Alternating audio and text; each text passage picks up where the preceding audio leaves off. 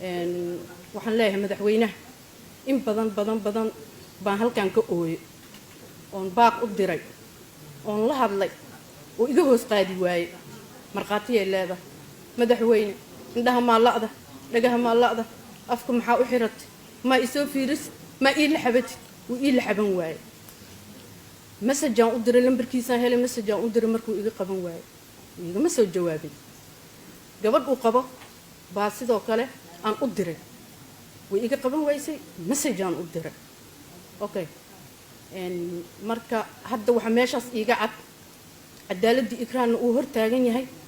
shantii nin oo joogtay nabad sugidda oo gabadhaydii ku dhex dhibaataysay maanta hadduu xasaanad u raadinayo meeshaas waxa iiga cad inay tahay silsilad isku xiran oo rabta gabadhaydii inay xaqeeda duudsiyaan marka ummadda Soomaaliyeed waxaan u sheegayaa inay ayagoo isku meel ka soo jeedo ay arrintaas ay wax ka qabtaan oo cadaaladii ikraan ay garab istaagaan ayagoo ay garab istaagan haddana ku mahadsan waxaa kaloon halkan aan uga mahad celinayaa prime ministerka maxamed xuseen rooble aad iyo aad u mahadsan yahay jazaakum allahu khayran ummadda Soomaaliyeed oo dhan u garab istaag cadaaladda iyo xaqa waa kii lagu dhaariyay waana ku mahadsan tahay thank you very much jazaakum allahu khayran kuleeyahay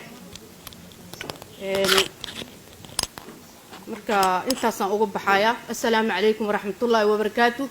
waa hadli lahay hadal waa iga buuxaa laakiin salaadii maqribka adigeed waa mahadsantiin gabdhaha Soomaaliyeed oo hoolka buux dhaafiyay oo cadaaladda ikraan u soo baxay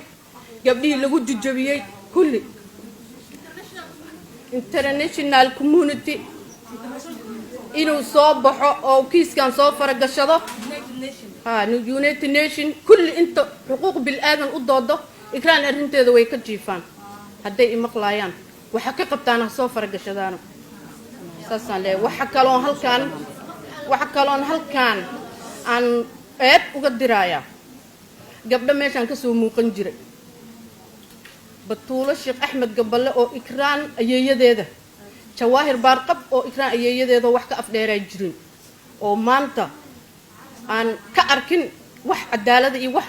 urur haweena meeshaas ay ku fishilin yihiin wabillahi tawfiiq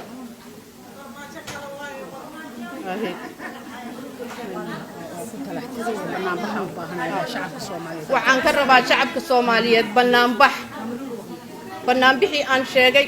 oo maalinta arbacada banaanbax ummadda Soomaaliyeed oo ku nool magaalada Muqdisho inay cadaaladda ikraan u soo banbaxaan ayadoo qof walba ay gurigeeda ugu soo gali karta dhibaatada waa mahadsantihiin aad ayaa u mahadsantihiin